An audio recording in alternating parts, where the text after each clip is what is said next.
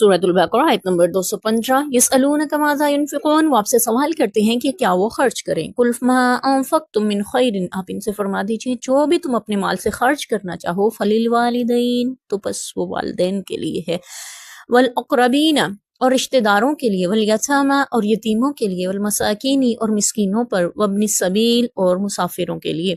वमा तफ़अलू मिन खैरिन, जो भी तुम भलाई करोगे, फ़इन्नल्लाह बिही अलीम, तो बेशक अल्लाह उसको जानता है, बाखबर है, उससे वाकिफ है। यहाँ पे शरीयत ने हमें खर्च के असूल बताए हैं, उसकी तरतीब से आगाह किया है। वो आपसे सवाल करते हैं कि वो क्या चीज़ खर्च करें। आगे चल के हम एक और बार यही सवाल दोहराते हुए हमें पता चलेगा, अल्लाह ने वहाँ पे फरमाया यसअलूनक माज़ा युनफ़िक़ून, वो आपसे सवाल करते हैं कि वो क्या खर्च करते करें। कुलिल अफ़्व, फरमा दीजिए जो ज़रूरत से ज़ायद हो। वहाँ पे ज़रूरत से ज़ायद खर्च करने के अहकाम बयान हुए हैं, और यहाँ पे अल्लाह ने आम तौर पे अपने माल को कहाँ खर्च किया जाए उसके बारे में असूल बतलाए हैं। तो इसके ज़िमन में बहुत सी हदीस भी हमें मिलती हैं। तो सबसे पहले अपने माल को तुम्हें जब खर्च करना है तो फलिल वालिदैन, अल्लाह ने माँ बाप का हुक्म दिया है। तुम्हारे पास जो माल है उसके सबसे पहले हकदार तुम्हारे वालिदैन हैं। इसके बारे में एक हदीस भी मिलती है हमें, जिसमें नबी पाक सल्लल्लाहु अलैहि वसल्लम ने इरशाद फरमाया था कि तू और तेरा माल तेरे बाप का है, यानी उसका, तुम्हारा कमाया हुआ माल भी उस पे इख्तियार है तुम्हारे वालिद का, और तुम भी अपने वालिद के इख्तियार में हो। तू और तेरा बाप तू और तेरा माल तेरे बाप का है। तो यहाँ पे भी अल्लाह ने जिक्र किया कि वालिदैन पे सबसे पहले खर्च करना होगा, वल अक़रबीना, और फिर रिश्तेदारों का हुक्म है। रिश्तेदारों में ही वालिदैन भी तो आते हैं। अल्लाह ने वालिदैन का अलग से जिक्र करके हमें वालिदैन पे खर्च की अहमियत को वाज़ेह फरमा दिया। हमारे यहाँ अमूमन ये असूल आजकल के दौर में पाया जाने लगा है कि हम समझते हैं जब शादी हो जाए तो माँ बाप का उसकी कमाई पे बेटे की कोई हक नहीं रह जाता, जबकि शरीयत हमें क्या बता रही है कि माँ बाप तुम्हारे सबसे पहले हकदार हैं तुम्हारे माल के खर्च करने के। ज़रूरियात ज़िंदगी में शामिल हैं माँ बाप की ज़रूरियात, उन पे सबसे पहले खर्च किया जाए। इसके ज़िमन में एक हदीस मुबारक भी आती है कि एक शख्स ने अर्ज़ किया, रसूल अल्लाह मेरे पास अगर 1 दिनार हो कहाँ खर्च करूँ। आपने फरमाया था अपने वालिदैन पे, फिर अपनी ज़ात पे, अपने बीवी बच्चों पे, फिर यतीमों मिस्कीनों रिश्तेदारों पे। इस तरह आपने तरतीब दी, फिर फरमाया जहाँ तुम चाहो खर्च करो। तो ये यहाँ पे भी कुरान पाक में इस ज़िमन में यही बयान हो रहा है कि सबसे पहले तुम्हें तुम्हारी ज़रूरियात ज़िंदगी में अखराजात में जिस खर्च आता है वो तुम्हारे वालिदैन का है, फिर उसके बाद रिश्तेदारों का है। रिश्तेदारों में सबसे पहले रिश्तेदार हैं बीवी बच्चे। हदीस पाक का मफहूम है तुम अपनी बीवी के मुंह में निवाला डालते हो वो भी सदका लिखा जाता है। हदीस पाक का मफहूम है कि तुम एक, उसके बाद बीवी बच्चों का हक है बीवी पे खर्च करना, उसकी बहुत फजीलत और हुक्म है, ताकीद है। और अखराजात घर के उठाना, नबी पाक सल्लल्लाहु अलैहि वसल्लम की हदीस का मफहूम है, आपने फरमाया कि 1 दिनार वो है, अबू दाऊद की रवायत में आता है कि 1 दिनार दो वो है जो अल्लाह की राह में खर्च किया जाए, एक वो है जो गुलाम के ख़रीदने के लिए खर्च किया जाए, एक वो है जो तुम अपने अहल वयाल पे खर्च करते हो। मुख्तलिफ तरह से रवायत वारिद हुई है। फिर रिश्तेदारों में औलाद है, और अपने फरमाया कि वो बेहतरीन दिनार दिरहम है जो अपने अहलोयाल पे खर्च किया जाए। यानी जितने भी अल्लाह की राह में खर्च करने के जगह हैं वो इन्फाक फ़ी सबीलिल्लाह कहलाते हैं। यहाँ पे खर्च है ज़रूरत के कामों में। तो ज़रूरत के कामों में खर्च करने से मुतल्लिक़ शरीयत में एक तो ये असूल दिया कि वालिदैन पे खर्च किया जाए, रिश्तेदारों पे खर्च किया जाए। वालिदैन पे खर्च भी ज़रूरत के कामों में ही है, यानी हमारे ज़रूरी अखराजात में ही शुमार होता है। इसी तरह नान नफ़का बीवी का बच्चों का ये भी अल्लाह ताला ने शरीयत ने हमारे लिए ज़रूरी अखराजात में ही शुमार फरमाया है। फिर बाकी रिश्तेदार भी इसी ज़िम्मन में आ जाते हैं, जिसमें आपके बहन भाई भी हो सकते हैं, आपके दूसरे अजीज़ करीबी रिश्तेदार, फिर उससे दूर के रिश्तेदार। इसी तरतीब से इंसान को जहाँ जहाँ पे ज़रूरत महसूस होती है और वो उसको लगता है कि उसको यहाँ पे ज़िम्मेदारी को निभाना चाहिए, तो ये उस पे लाजिम ठहरता है कि वो उसको निभाए।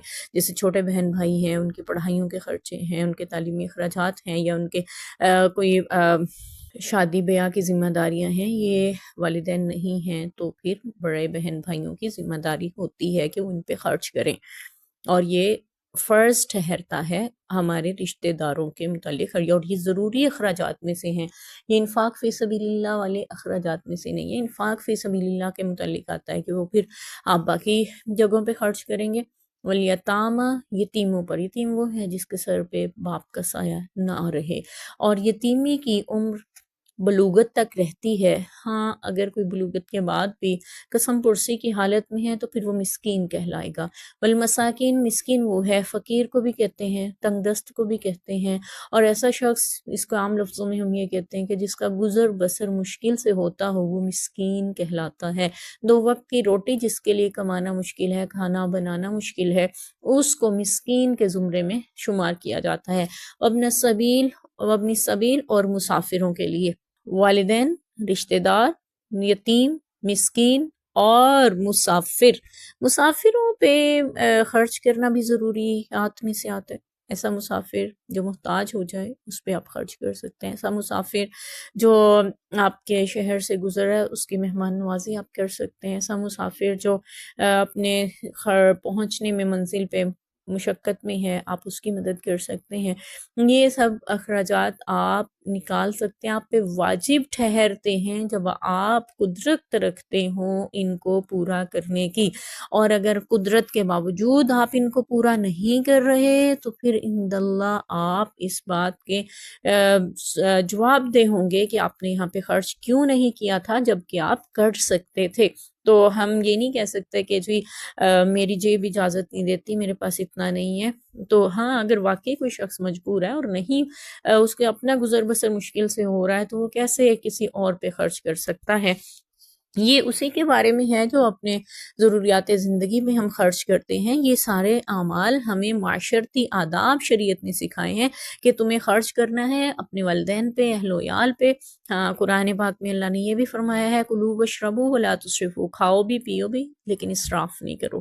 اسراف سے مراد یہ ہے کہ ضائع نہیں کرو اپنے مال کو، اپنے جس کو ہم عام لفظوں میں کہتے ہیں فضول خرچی نہ کرو۔ تو فضول خرچی کی بھی 2 مفہوم ہیں، انشاءاللہ جہاں پہ وہ آئے گا ہم ضرور بات کریں گے۔ تو ضرورت کے کاموں میں خرچ کرنا ضروری ہے، ہم پہ واجب ہے، لازم ٹھہرتا ہے والدین کے اخراجات کا، ضروریات کا خیال رکھنا۔